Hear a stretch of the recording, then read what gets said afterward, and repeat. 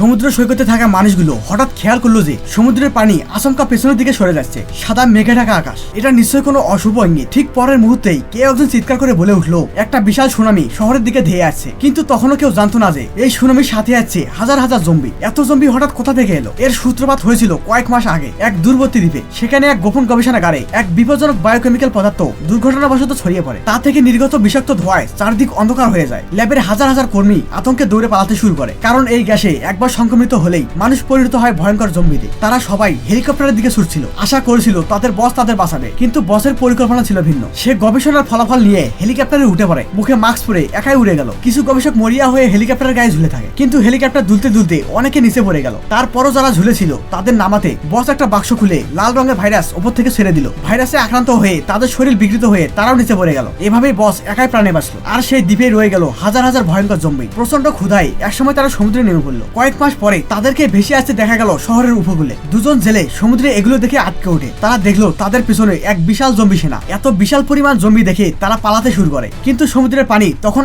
আরো উঁচু হতে শুরু করেছে। অবশেষে সেই ঢেউ তাদের ছোট নৌকাটিকে পুরোপুরি গ্রাস করে ফেলে। এসব দেখে সৈকতের মানুষরা আতঙ্কে চিৎকার করে উঠলো। জলরাশি নিচে আসে হাজার হাজার জম্বি। পরের মুহূর্তেই সুনামি শহরকে গ্রাস করে ফেললো। শহর ভেসে গেল। কিছুক্ষণ পর পানি নামতেই মানুষ বুঝতে পারলো আসল বিপদ তো এখনো শুরুই হয়নি।